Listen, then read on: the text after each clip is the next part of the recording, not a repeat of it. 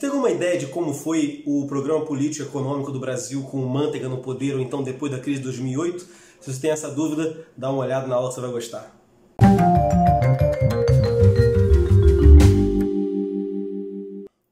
Eu marquei o ano de 2009 porque é justamente em uma época que fica entre a crise de 2008, né, pós-crise de 2008, e o último ano do governo Lula, que vai ser 2010. E a gente sabe que geralmente no último ano não são feitas grandes mudanças. O que a gente vai perceber então no governo do Lula até 2009, algumas situações são muito interessantes, justamente pelo novo modelo que vai ser adotado depois do Manteiga se tornar o ministro da Fazenda. Então, eu vou mostrar para vocês algumas características do governo até 2009, que são, principalmente, o país parou de crescer nessa passagem do ano de 2008 para 2009, como você pode ver nesse gráfico que eu vou mostrar para você agora.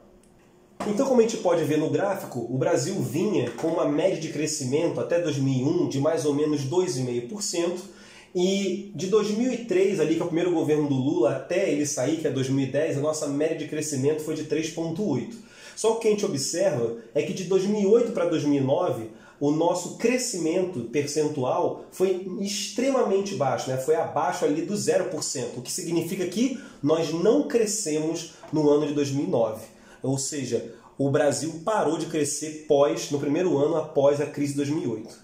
Depois o que vai acontecer em relação ao Brasil é que vai ter uma redução do superávit primário. O que é superávit primário? É literalmente a quantidade de dinheiro que o Brasil guarda, que o governo reserva, para conseguir pagar a dívida que ele tem. Então, nesse caso, dá uma olhadinha nesse gráfico para você ver como foi a evolução do nosso superávit, literalmente ali da época em que o Manteiga entra até 2009.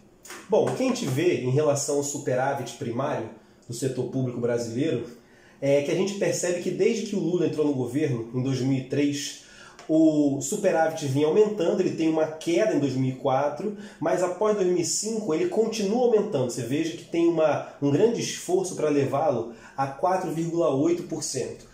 Depois, que é em 2006, quando o Manteiga entra, é visível a redução, e na passagem de 2008 para 2009, aí tem uma crise absurda da formação do superávit primário, que cai de 4,1 para 2,1, e a gente vê que conforme o tempo vai passando, mais vai se reduzindo.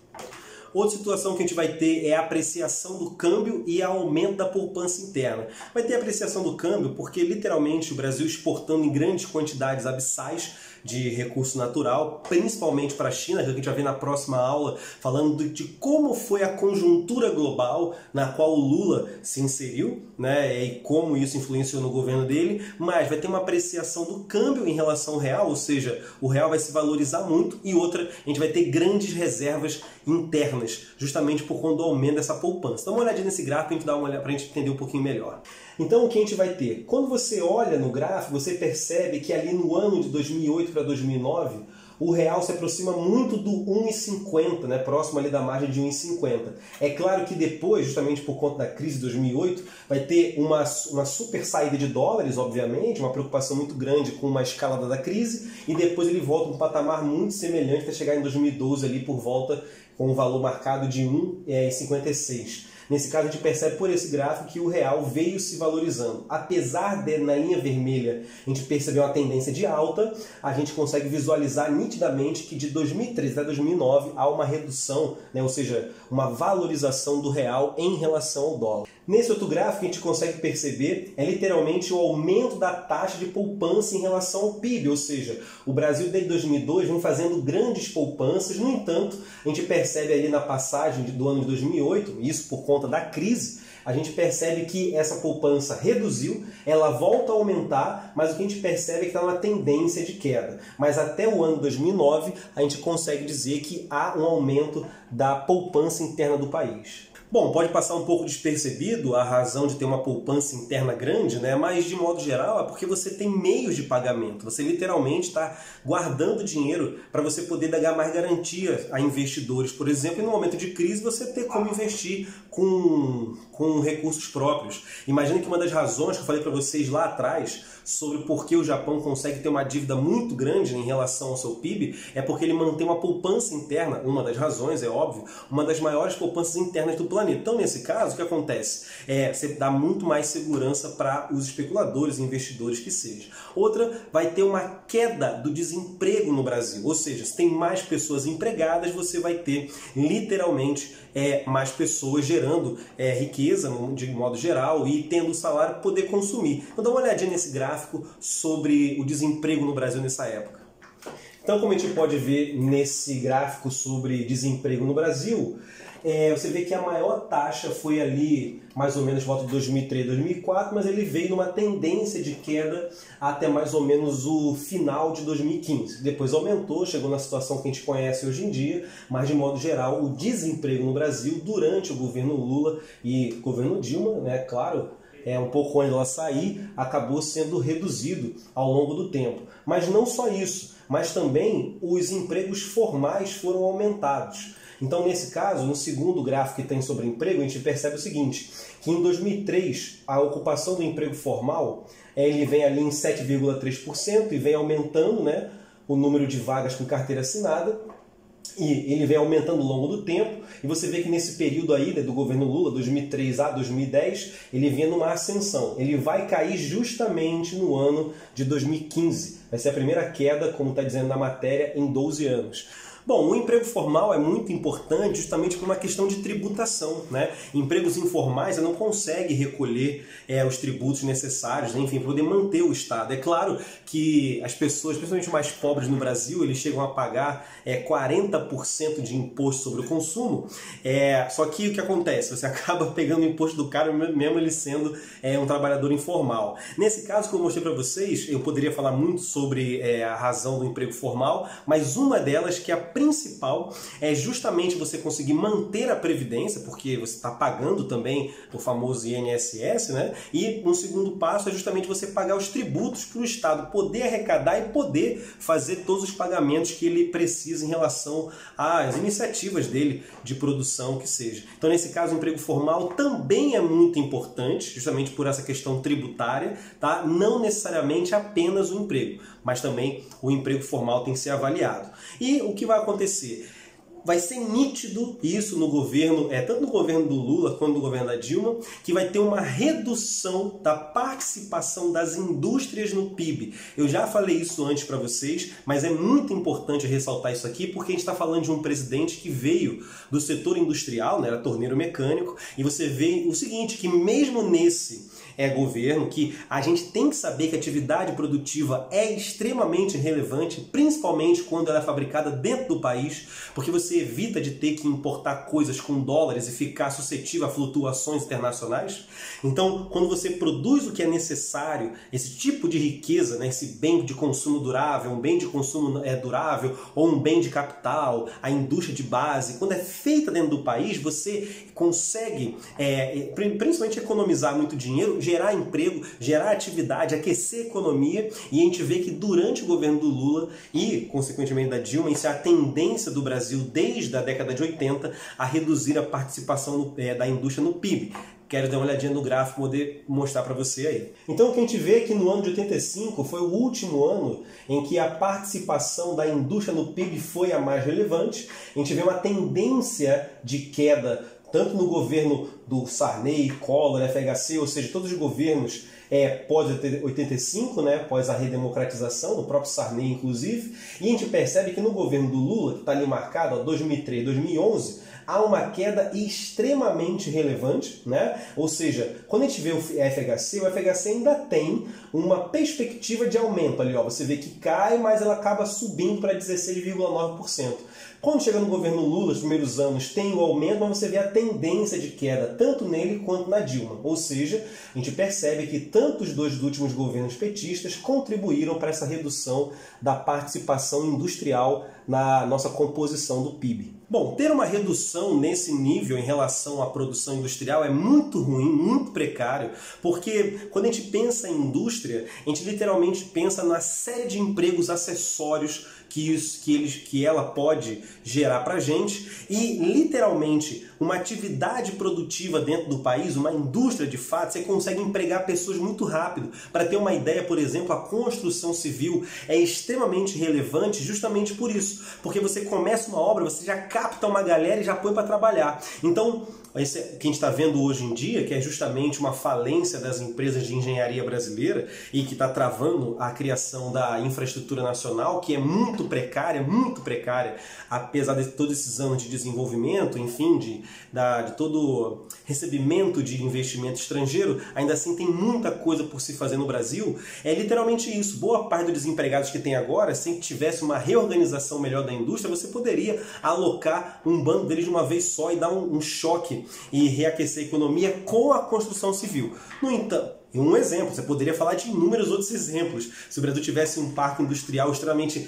Tem um parque industrial complexo, mas que tivesse a pleno vapor. Hoje o Brasil, a gente tem 40% da produção industrial. Hoje, dia 14/10/2019, a gente tem por volta de 40% da capacidade produtiva ociosa nas fábricas, né? Então, justamente isso é extremamente comprometedor. Comprometer a participação da indústria numa economia, né, de um país é extremamente precário, porque você gera desemprego, você fica suscetível a flutuações econômicas internacionais, você fica dependente, tem que importar as principais partes dos componentes, como por exemplo química fina, para fabricar os medicamentos que a gente precisa aqui dentro do país. Então, não ter uma atividade industrial de ponta, bem estruturada, que possa suprir as demandas do povo, coloca muito a nossa soberania e a nossa autonomia em xeque. Então, o que a gente entende da política econômica aí com manteiga na fazenda é que ela vai ser organizada por uma política pró-consumo. Como que a gente vai visualizar isso? Principalmente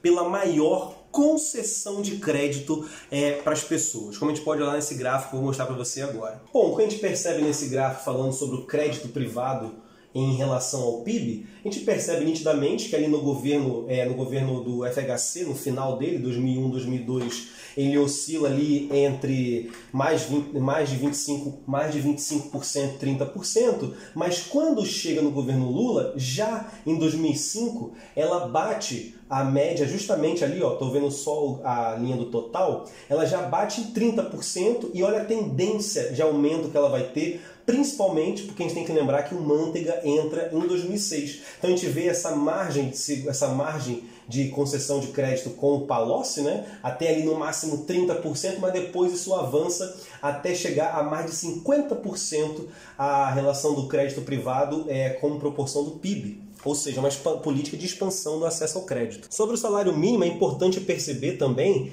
que foi durante o governo Lula que teve a maior expansão, né? Ou seja, a gente consegue ver aí que em 2004 existe uma tendência a ele se manter por volta ali entre 70 e 85 dólares, né? Mas quando chega no governo Lula, mais estabilizado, obviamente, a partir de 2004 e nitidamente a partir de 2005, a gente consegue ver isso, essa tendência ao aumento do poder de compra do salário mínimo no Brasil. Então, justamente isso, com o aumento ao crédito e aumento do salário mínimo, você vai ter um programa de maior pró-consumo no país. E é claro, num país desigual como o Brasil, você conseguir, por uma das primeiras vezes na história recente, né, você conseguir fazer com que o pobre tenha poder de compra e ele consiga melhorar a vida dele, né, obviamente com os bens materiais ali, vai fazer com que realmente o governo fale muito popular, né? Tanto é que a vitória da Dilma, ou então a popularidade do Lula no final do governo dele foi extremamente absurda, né? Então, literalmente um programa de ganho de popularidade por aumento do consumo, né? E uma das coisas que foi muito marcante na história do governo Lula é justamente a transferência direta de renda, né? Poderia falar algumas coisas aqui, mas eu escolhi 3 que eu acho muito importantes. Primeiro, que foi o aumento do salário mínimo, mostrei para vocês como ele é importante, né? Você vê o poder de compra, aumentar o salário mínimo não é importante, o importante é aumentar o poder de compra dele. Você vê ali no gráfico que eu mostrei para vocês em relação ao real dólar, você vê o quanto foi diferente, né? O quanto quanto o poder aquisitivo aumentou. Outra foi os benefícios previstos na LOAS. O que é LOAS? É a Lei Orgânica de Assistência Social. Então, uma série de previsões que estavam nessa lei foram sendo assumidas pelo governo e aí, consequentemente, você cria uma série de transferências direta de renda, ou seja, ele vai direto para a pessoa. E outra que foi o mais conhecido de todos, acho que um fenômeno aí das pessoas sempre falam sobre ele, que é o Bolsa Família, né? Por ele ser tão importante, eu vou te mostrar um gráfico de como o Bolsa Família se comportou ao longo do governo do Lula. Então, o que a gente vê nitidamente aí em relação ao governo do Lula é que a partir de 2003, quando de fato começa o seu governo, ao longo do tempo, né, até 2010 ali para 2011, que é quando ele sai para entrar a Dilma, o Bolsa Família vem sendo expandido. É claro que depois no governo Dilma essa expansão vai ser um pouco mais contraída, né, um pouco mais modesta, mas a gente percebe que do governo do Lula sai de 0,03 para um aumento de 0,38. Depois aumentando um pouquinho menos na Dilma, você percebe que há uma evolução, né, gradativa e positiva da expansão do programa do Bolsa Família. Então eu espero que vocês tenham entendido essa diferença que houve entre os ministérios do Palocci e do Manteiga, ver como o Brasil, por meio do governo do Lula, teve de fato uma participação muito distinta, são dois momentos muito característicos, um momento mais compromissado com superávit, na época do Palocci, e um programa mais pró-consumo, né? Ou seja, nós não tão preocupados assim com o superávit, mas querendo botar mais dinheiro para distribuição direta de renda. É claro que isso gerou uma série de problemas, uma série de configurações políticas e econômicas também, e que eu vou dar uma olhadinha nisso melhor na próxima aula, em que eu vou dar uma conclusão aí do ambiente de como foi o governo do Lula. Tudo bem? Então, grande abraço, espero que tenha gostado, e se tiver alguma dúvida, deixa um comentário que eu respondo você. Tudo bem? Grande abraço.